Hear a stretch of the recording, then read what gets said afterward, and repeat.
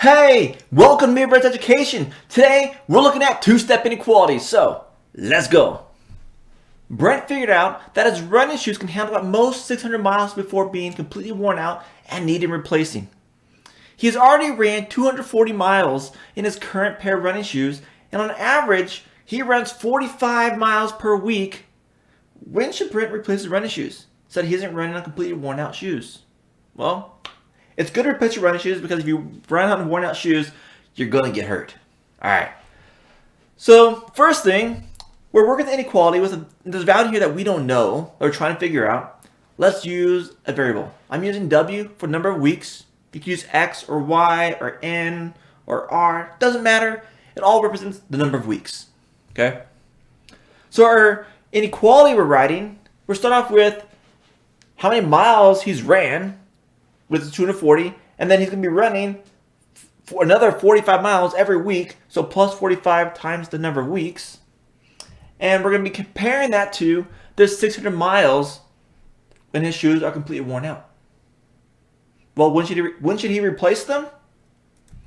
Well, we know we don't want to go past 600. We want it to be less than 600. All right, so the less than there. But according to the statement here, it can also be or equal 600 miles.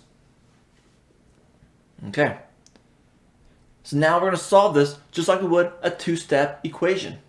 All right. And if you haven't seen a two-step equation video, check it out and I'll help you out with this. So first thing you need to do is get 240. Subtract 240 from both sides. Got to keep it balanced still. I get 240 minus 240 is 0. And 600 minus 240 is 360. So that means he has 360 more miles to go in these shoes before they're completely worn out. And to bring in positive 45, I know it's positive 45 because it was plus 45. All right. And now to get that W by itself, we need to get rid of that times 45, and we do the opposite or inverse operation of times, which is to divide. So I'm going to divide both sides by 45. 45 divided by 45 is 1. 1 times W is W. And then 360 divided by 45 is 8. So we're saying here now that W is less than or equal to 8. So number of weeks is less than or equal to 8. If we're going to graph this on a number line, we know we're starting off at 8, and it can be, because it says or equal to, that line under the alligator mouth says it can be 8, so it's a solid dot, and it's going to be less than 8. And if I wasn't sure where to put that arrow, like if I couldn't just think of it like, hey, number of weeks can be 7, 6, 5, 4, 3, 2, 1 weeks. That could replace the shoes and they wouldn't be worn out, which is probably a good thing to do earlier rather than later. All right, I can test out values. I can say, is this the 7 or the 9? Like if I erase that line, is the 7 or the 9 the two values on both sides of that dot? Which one makes the statement true? Is 7 less than or equal to 8, or is 9 less than or equal to 8? And well, that 7 is less than or equal to 8. So we're going to the left. All right. So all this is saying is that Brent will need to replace his shoes in 8 weeks or less. Because again, if you replace them earlier, you're still replacing them before they're worn out. All right. By the way, most running shoes, I recommend that you replace them at about 500 miles. So Brent, I don't know what's going on there. All right. Anyways, let's go to our next example that we got. Several years ago, the school district had about 36,500 students, so a medium-sized school district. There has been an average decline of 800 students per year. If this continues, how many years will the district have more than 30,000 students? That's a little bit confusing to read, but I think I understand it. I'm going to start off with the amount of students that are in the district. Whoa, wait. We need a variable here. We're trying to figure out something that we don't know, a value that we don't know. So I use Y for number of years. Again, I can use any other letter I want, but they all represent the number of years. All right, so here with our values that we're working with, I start off with the 36,500 because that's where they have right now.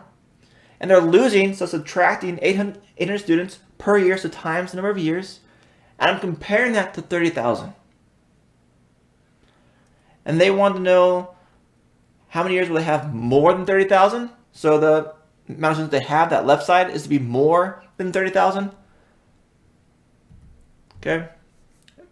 And so to solve this, we got to take away 36,500 from both sides. We have 0 over there, and then 30,000 minus 36,500 is negative 6,500. Then I'll bring stuff down, and I'm going to have negative 800y, and I know it's negative because up top it was subtract 800, so that subtraction and negative are the same thing. Just bring it down. All right, and then I have negative 800 times y. Can do the inverse operation, so I'm going to divide both sides by 800. Negative 800 divided by negative 800 is 1. 1 times y is y. Negative 6,500 divided by 800, negative 800 is positive 8.125. And whoa. That sign just switched. The inequality sign just switched. What's going on there? Oh, wait. If you remember in math, negative means do the opposite. And so when we have negatives being multiplied or divided across the inequality, it's going to say, hey, take the inequality sign and do the opposite with it. Okay? So that's why it is flipping from greater than to less than.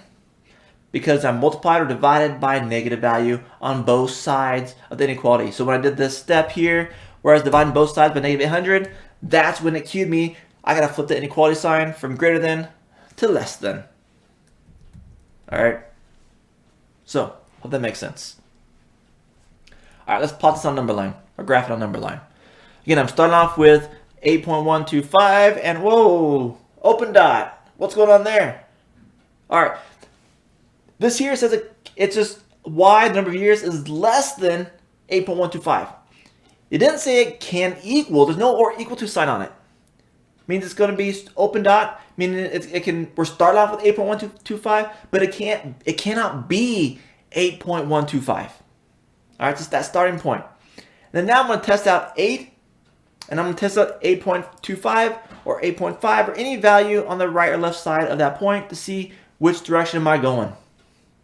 So if I plug in 8 for the y, number of years, in 8 years, is 8 years less than 8.125 years? Yes, it is. So I know I'm going to the left. All right. Oops, sorry there. And if I check out the right side, if I plug in 8.25 in for y on the inequality, is 8.25 less than 8.125? No. If you're like, I don't know. Well, then let's choose number like 9. Is 9 less than 8.125? No. All right. So again, that tells us we're going to the left on this one. So 8, 7.875, 7, 6, 5, 4, 3, 2, 1. All right. All those are going to be true.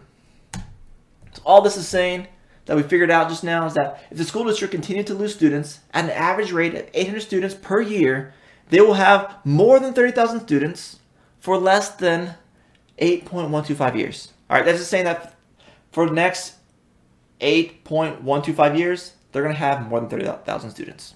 Okay? So if you want to see more examples like this, or see what we're up to at Mirrorverse Education, visit us at mirrorverseed.com. Thank you for watching. Hope you have a great day. Adios.